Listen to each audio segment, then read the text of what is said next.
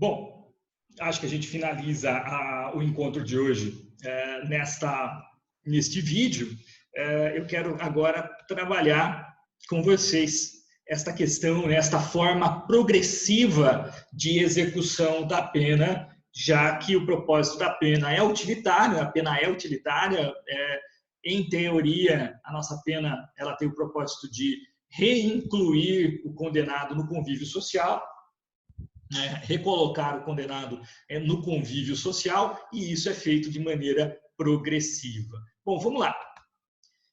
Quero mostrar para vocês, então, que esse sistema de progressão de regime, ele é um sistema criado pela Lei de Execução Penal e pelo Código Penal. Então, o Código Penal e Lei de Execução Penal, que é a Lei 7210 de 84, estabelecem este regime progressivo. Nesta forma progressiva, portanto, de execução da pena, o condenado vai do regime mais rigoroso para o menos rigoroso, mediante o cumprimento de requisitos. Requisitos subjetivos e requisitos objetivos. Requisito subjetivo para o condenado progredir de regime. Então, se ele está no fechado, qual é o requisito subjetivo, que é o requisito dele, para que ele progrida para o semi-aberto, que ele vá do fechado para o semi-aberto. Vamos ver aqui. Opa, passou demais. Então, mérito. O primeiro requisito subjetivo, ou melhor, o primeiro requisito é o requisito subjetivo do mérito. O artigo 33, parágrafo 2º, dirá que as penas privativas de liberdade deverão ser executadas em forma progressiva, segundo o mérito do condenado. E o artigo 112, parágrafo 1º da Lei de Execução Penal dirá, e isso já com redação nova da Lei Anticrime, que entrou em vigor no dia 23 de janeiro de 2020, poucos meses, Foi ontem, em termos legislativos. Então, vai falar que, em todos os casos, o apenado só terá direito à progressão de regime se ostentar boa conduta carcerária comprovada pelo diretor do estabelecimento, respeitadas as normas que vedam a progressão.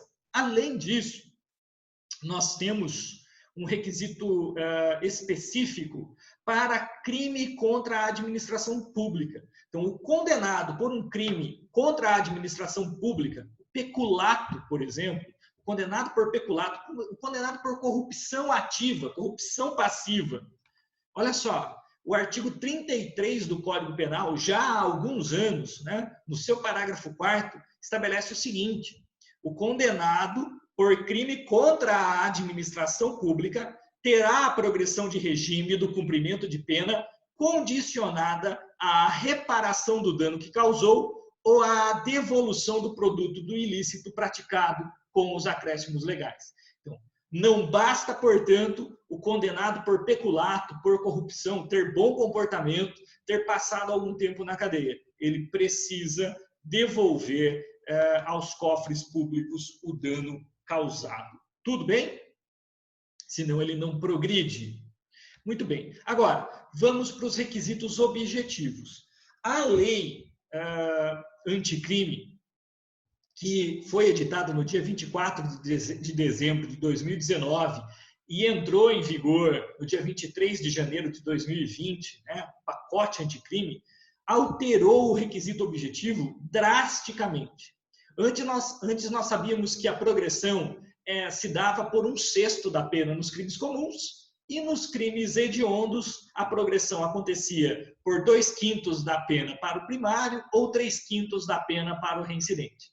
A lei anticrime mudou tudo, porque a lei anticrime deu nova redação ao artigo 112 da Lei de Execução Penal. Então, você vai pegar aí, vai entrar, se você não está com ela no Vademecum, se tiver no Vademecum, ela estará desatualizada, se o seu Vademecum não foi comprado este ano.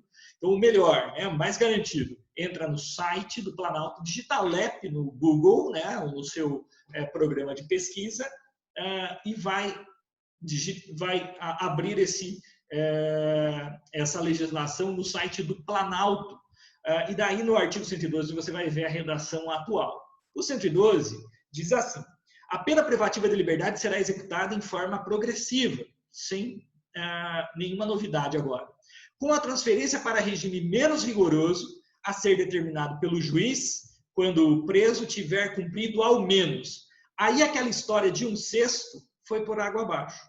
A história dos crimes hediondos, que progredia com 2/5 ou 3/5, se caso fosse primário ou reincidente, também foi por água abaixo, mudou tudo. Olha só, nós temos 1, 2, 3, 4, 5, 6, 7, 8 frações de tempo para a progressão do regime, indo dos 16% de pena cumprida até 70%. Então, vamos começar aqui a nossa saga. Então, inciso 1, 16% da pena se o apenado for primário e o crime tiver sido cometido sem violência à pessoa ou grave ameaça. Crime de furto, por exemplo, praticado por indivíduo primário, não teve condenação anterior. Muito bem, vamos para o inciso 2. 20% da pena se o apenado for reincidente, ele já tinha uma condenação anterior em crime cometido sem violência à pessoa ou grave ameaça. Então, um crime de furto praticado por alguém que já tinha uma condenação transitada em julgado anteriormente. Ele precisa cumprir 20% no regime mais rigoroso para passar para o regime menos rigoroso. 20% no fechado para passar do semiaberto.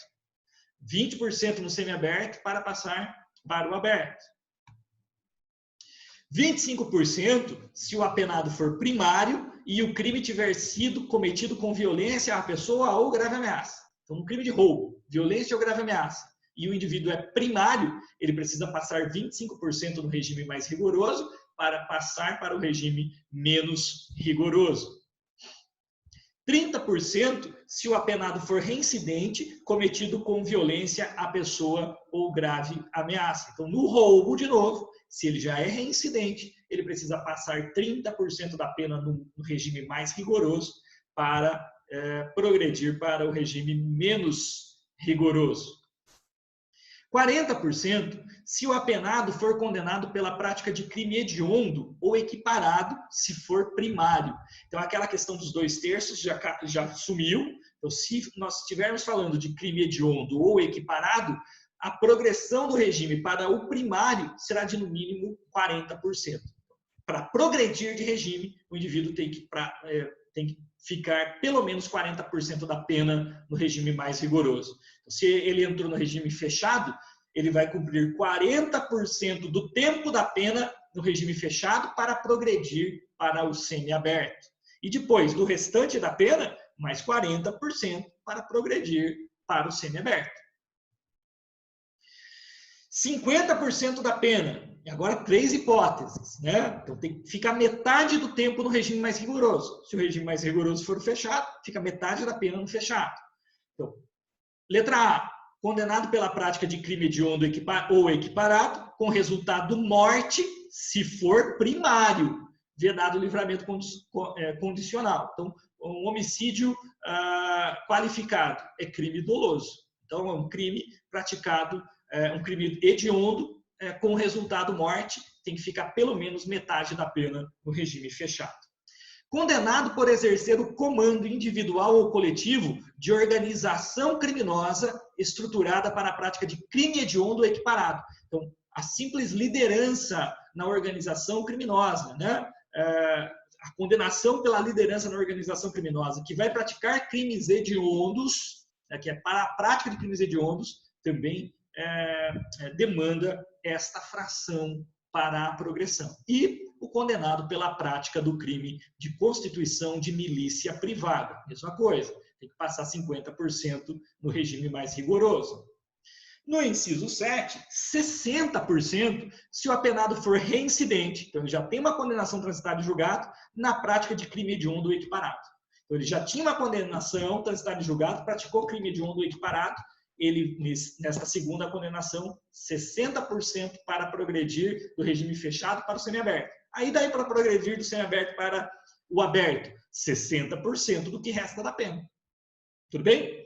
E 70% se o apenado for reincidente em crime hediondo ou equiparado, com resultado morte vedado o livramento condicional. Então, nessa hipótese, o indivíduo fica 70% da pena preso no regime fechado para progredir para o semiaberto, aí passa mais 70% do que resta da pena para progredir para o regime aberto. Então, agora nós temos realmente um sistema bem mais complexo no que tange as frações para a progressão de regime, tudo bem? Então, o uso da legislação vai ser bastante necessário o tempo todo, porque é quase impossível você decorar todas as frações para todas as hipóteses, tá certo? Bom, a gente discute logo mais nos grupos temáticos. Até logo.